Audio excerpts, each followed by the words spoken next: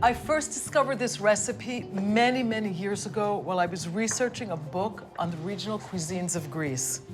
It's called Pastitsio Venetsianiko, is a pastry-cloaked baked pasta dish. I'm mixing all the dry ingredients first. I just added a teaspoon of salt, and I'm adding a little bit of sugar. And I've got something here that you don't see very often in any sort of Greek pastry or Greek phyllo dough. Beautiful, fresh butter.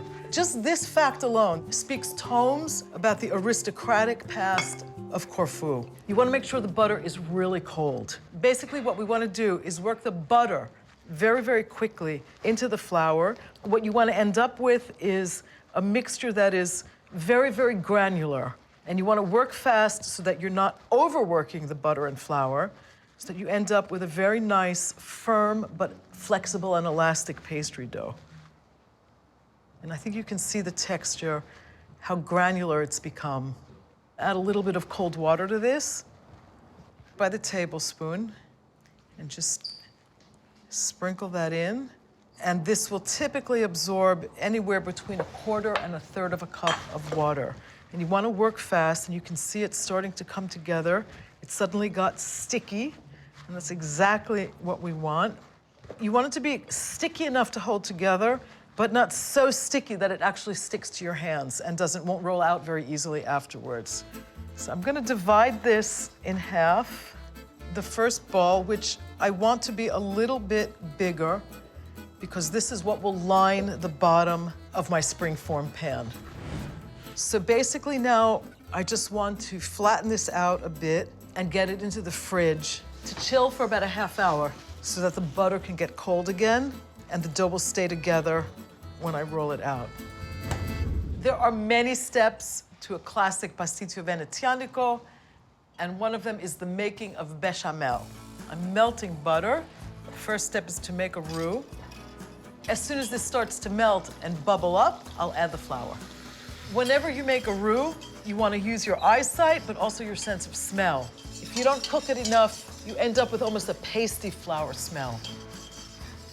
Adding my milk. You have to keep stirring the whole time. This is thickening, and I'm about to add the cream and a touch of salt. It'll be really thick, and I'm gonna add 2 egg yolks to it. And that is the Greek version of bechamel. Whisk egg yolk into this really quickly. This is ready. I'm gonna keep this covered with a kitchen towel to let it cool. And the reason I cover it is to keep a skin from forming on top, but I want the steam to escape so that this can cool down. I'm just cutting through this peppery pork salami. The whole idea of the Pastitsio Venetsianiko is not to let anything go to waste and make something very special, basically out of leftovers. This is a really interesting piece of charcuterie. It's called noumboulo. It's a pork loin that's been marinated in red wine and black pepper. It's the classic charcuterie from the island of Corfu. The next thing that goes into the filling is a little bit of cooked country sausage, seasoned with a little bit of black pepper, a little bit of shredded chicken, kefalotiri cheese. This is a sharp yellow sheep's milk cheese, and one last local cheese from the Ionian, and it's called ladotiri zakinthu. The texture is much firmer, and the flavor is much, much sharper. It's one of those really good stinky cheeses. A little bit of paprika goes in here. I'm just gonna mix this by hand really carefully. This is going to go into the springform pan. All the different parts for the Pastitsio Venetsianiko are ready. The next and last step is to roll out this beautiful pastry. It's been in the fridge. It's nice and chilled and firm. This is the larger of the 2 circles, and I want to roll it out to be a little bit bigger than the circumference of my springform pan.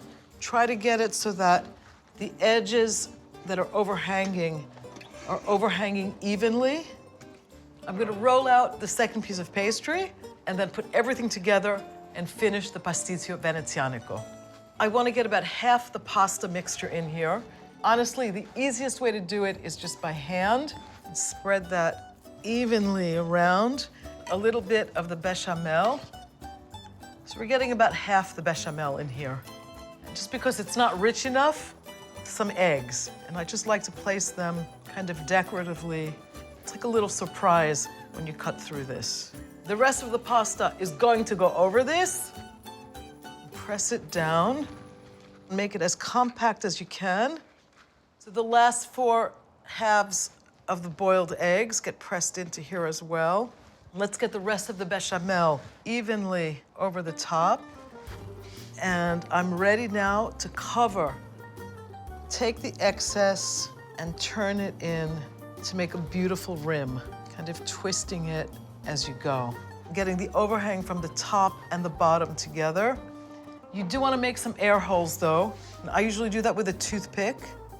Gently whisk the egg whites and then just brush them lightly over the surface, and when it bakes, it'll have this beautiful shiny finish. It will bake at 375 for 50 minutes to an hour or so. It smells really good. I'm gonna let this cool for about 20 minutes, and then I'm gonna pop open the springform pan and cut myself a nice big slice.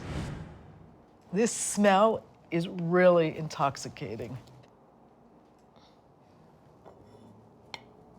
This is a very generous portion here.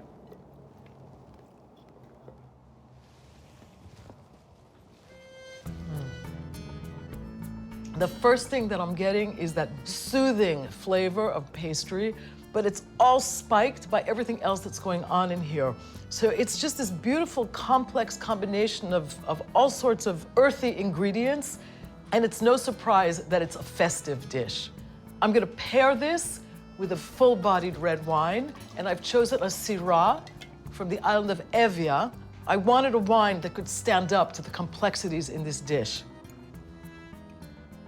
This has a palate that's very subtly spiced. I'm getting things like cinnamon and a little bit of tobacco and really fine tannins. And it pairs and it stands up beautifully to the richness of my Pastitsio Venetsianiko. So ici here, I traveled to Corfu just in the flavors of this dish.